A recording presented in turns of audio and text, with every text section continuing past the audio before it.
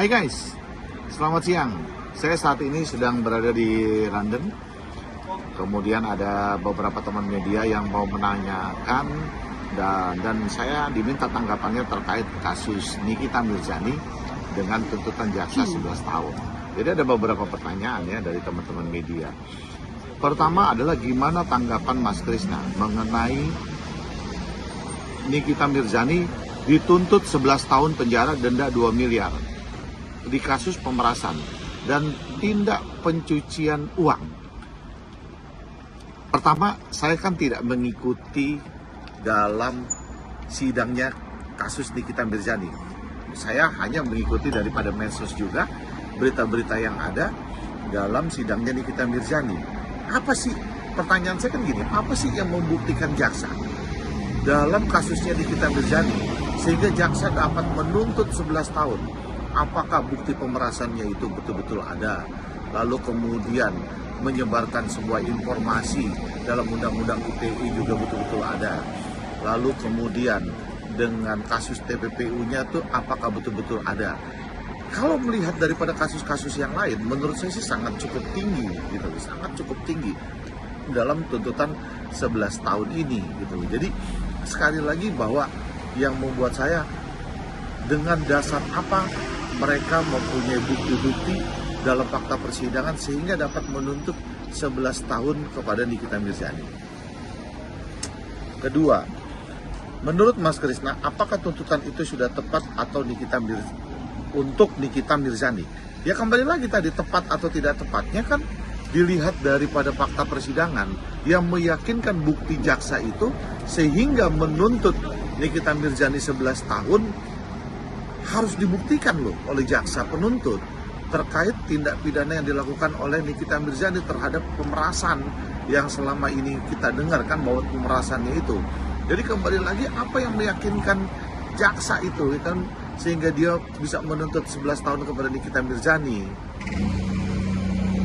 Ketiga, menurut Nikita Mirzani, tuntutan JPU kepada dirinya ngarang-ngarang dan ditambah-tambahin harusnya sesuai dengan BAP, dakwaan dan juga fakta persidangan. Tanggapan Mas Krisna seperti apa? Gini loh, Nikita Mirzani itu didampingi oleh seorang penasehat hukum. Lah ketika kita akan bersidang, seluruh berkas diserahkan kepada penasehat hukumnya. Lalu kemudian Nikita Mirzani selama menjalani sidang, dia melihat dengan beberapa saksi yang dihadirkan oleh jaksa penuntut, kemudian daripada lawyernya memberikan masukan-masukan kepada Nikita Mirzani terhadap keterangan-keterangan saksi, artinya apa, buktinya apa, dan seperti bagaimana. Ya kan? Kalau Nikita Mirzani berpendapat bahwa itu ngarang-ngarang, berarti kan ada ketidaksesuaian antara bukti-buktinya jaksa dengan bukti-buktinya yang dimiliki oleh lawyernya daripada kuasa hukumnya si Nikita Mirzani. Ya, sehingga Nikita Mirzani bisa meluapkan itu adalah bukti-bukti yang ngarang dan sebagainya. Kalau menurut pendapat saya sih seperti itu kali ya. Keempat, di sisi lain, Mail asisten Nikita Mirzani dituntut 7 tahun penjara dengan 2 miliar. Tanggapan Mas Krisna, seperti apa tuntutannya berbeda dengan Nikita Mirzani? Sedangkan kasusnya sama dengan Nikita Mirzani.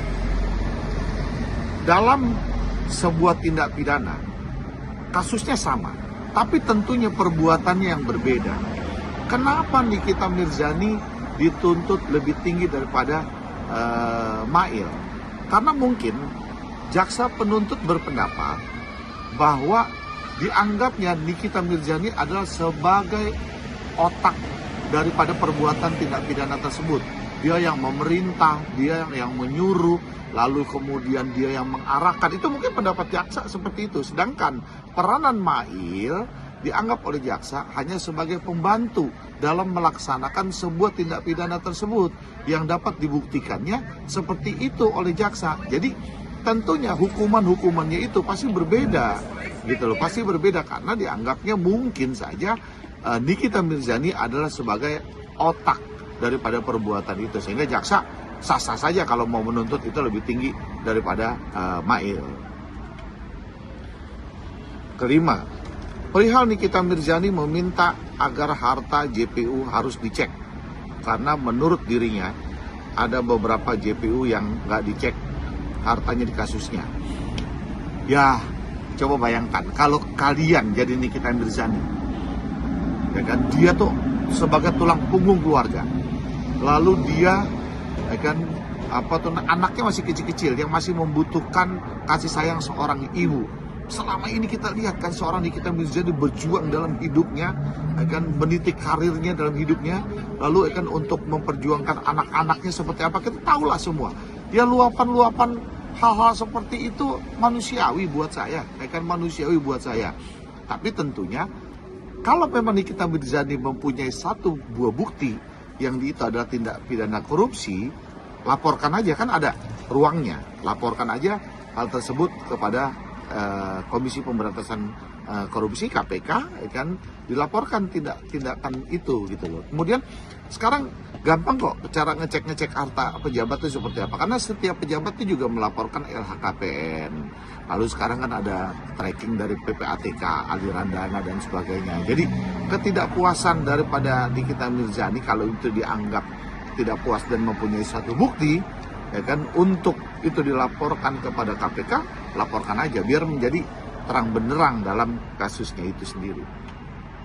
Keenam, dari Mas Krisna, apa prediksi terkait nanti putusan akan berbeda dengan tuntutan JPU atau bagaimana? Karena gini, tuntutan jaksa itu kan adalah pendapat, ya kan, boleh saja dia berpendapat menuntut Nikita Mirzani berapa tahun, 11 tahun, lalu Mail 7 tahun.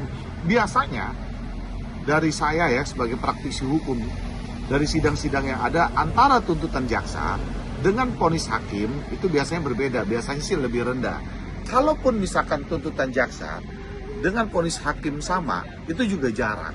Tapi bisa saja vonis hakim itu melebihi daripada tuntutan jaksa. Itu lebih jarang terjadi, karena beberapa aspek di dalam fakta-fakta persidangan, kemudian hakim bisa melihat juga terus bagaimana nanti ke depannya yang akan dijalani kehidupannya oleh Nikita Mirzani. Itu menjadi pertimbangan hakim itu sendiri, ya kan, menjadi pertimbangan hakim sendiri.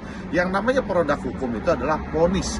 Nah, kalau vonis hukum, ya kan, vonis hakim itu adalah putusan hukum, berarti berkekuatan tetap. 7.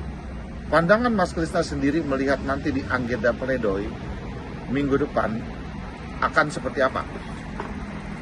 Pledoi ini adalah kesempatan emas yang harus digunakan oleh terdakwa Nikita Mirzani.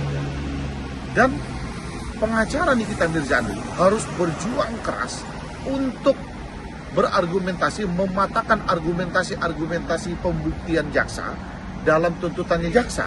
Sehingga ini adalah kesempatan emas yang harus digunakan. Misalkan dia mempunyai bukti-bukti, ya kan, yang di luar dari bukti-bukti itu yang tidak sesuai, ya kan, dapat dibuktikan, ya kan, oleh pengacaranya dan Nikita Mirzani, ya kan, Nikita Mirzani, dia kan bahwa mematahkan argumentasinya bahwa pemerasan itu tidak ada.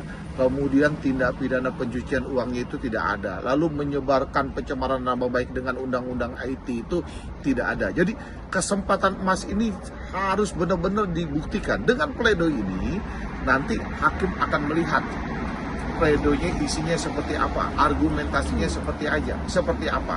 Bisa saja tuntutannya akan menjadi rendah. Bahkan kalau penilaian majelis nantinya berpendapat lain, bisa saja sebuah putusan bebas untuk Nikita Mirzani. Ya, kita akan lihatlah, berdoa yang terbaik selalu untuk Nikita Mirzani, dan hukum Indonesia harus tegak lurus. Salam Krisnamurti.